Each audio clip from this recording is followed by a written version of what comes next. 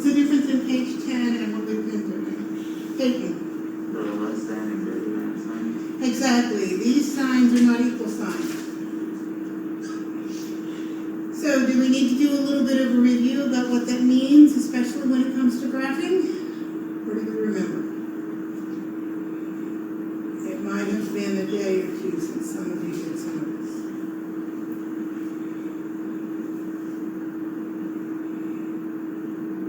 Does the phrase open or closed mean anything when it comes to this? Courtney, what are you shaking your head? Yes, do you remember?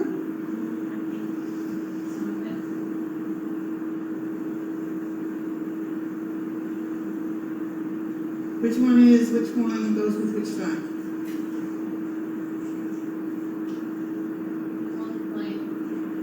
On number 1 would be greater than. So is that an open or a closed?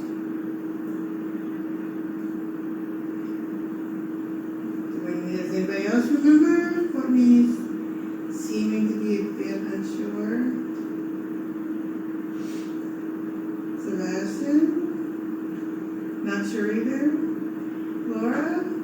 It's closed. How do you know? There's a line. Because it has part of the equal sign to it. So these two signs go with closed, which means these two signs go with open. Mackenzie. Oh, I'm sorry. Thank you. That better?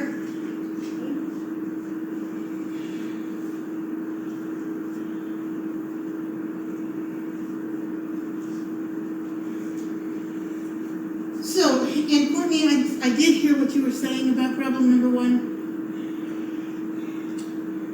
You weren't quite answering the question I was asking. So, you're looking at this and trying to decide which way it goes, right or left. And I'm not going to tell you that. I'm not even going to worry about that until I get done with the problem. Okay? But yes, this sign here, when you're finished, is going to indicate whether you graph right or left. But if you started that way, it may not always end up that way. As a matter of fact, when does an inequality switch?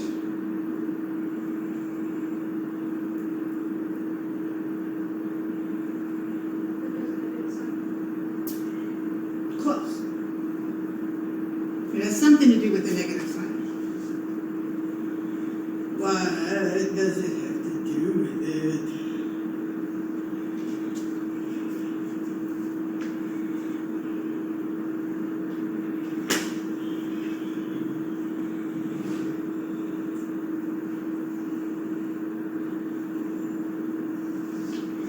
Come on, you can remember.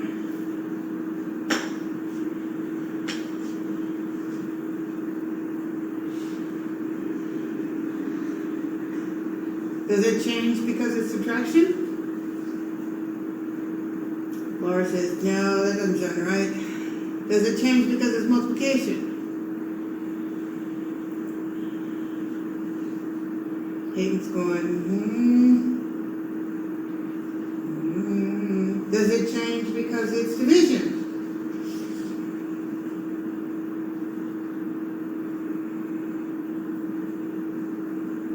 Seem to have a head shake or two on no.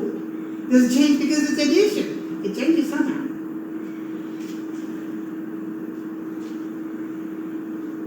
Okay, then you need to put this in your notes then.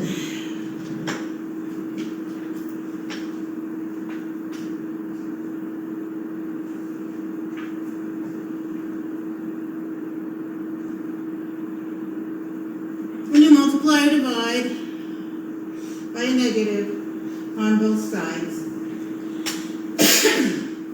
you switch the inequality. Multiply and divide by both sides by a negative. Then you switch the inequality. So it does have something to do with the negative. But for example, on number 2, as we do the work, there is a negative there, but I don't know that it's going to switch the sign just because I see a negative.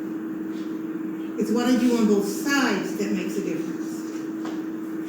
Okay, so number 2, let's just do that one.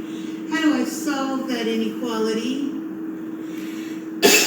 for y. What's the inverse we're looking at? Yeah, Mackenzie? Multiply by 2 on both sides. And again, that's a fraction over here and not over there.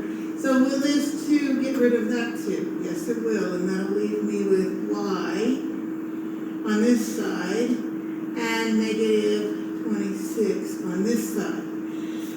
What did I do on both sides? Well, she said multiply by 2. Was that 2 negative? No. Then I leave the inequality the way that it is. So then how do I graph this? Open or closed? Open. At negative 26. There's open. Now, right or left? How do you know?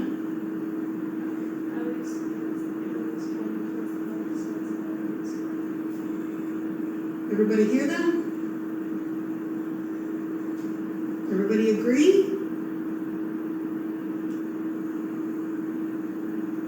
Pat, you agree? You do? Caleb, do you agree? Not sure you didn't hear her?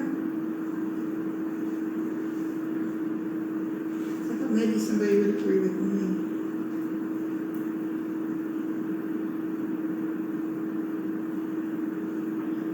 See, I have such a big smile underneath here, you can't tell. Okay, so tell me again, Laura, why you said you wanted me to go left. Well, it's less than, so that puts us going down, but I always look at it like, if the arrow's pointing towards the left, then I make the line to the left. And then I if see. it's pointing to the right, that makes it equal to the right, that's just how I remember it. That's how you remembered. Yeah. Okay?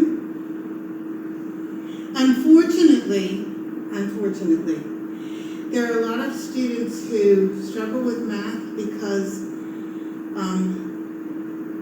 they go on memory throughout the whole semester, and normally you'd be 100% right. Okay?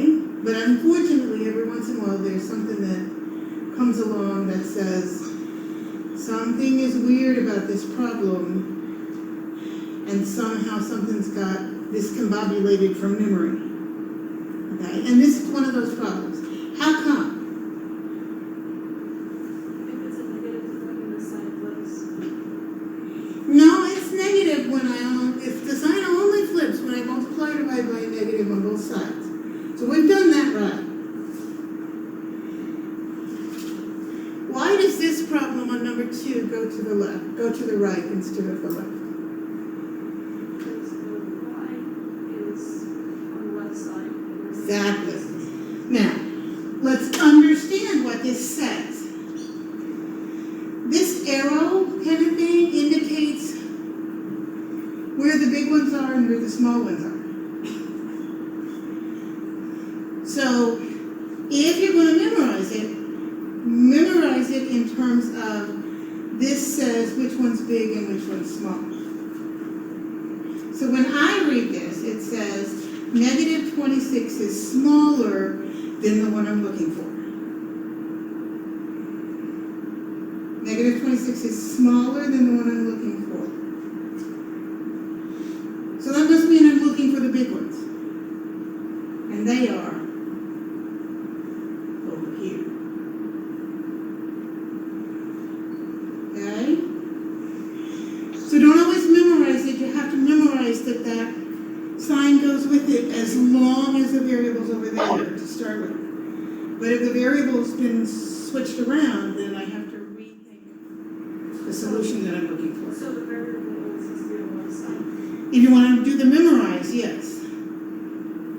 And I can't just put it over there without switching what it means for the greater than less than sign.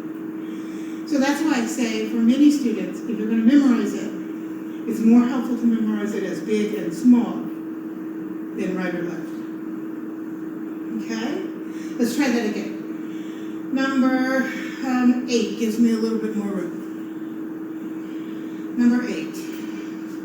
Take a second, look it over, see what you can do.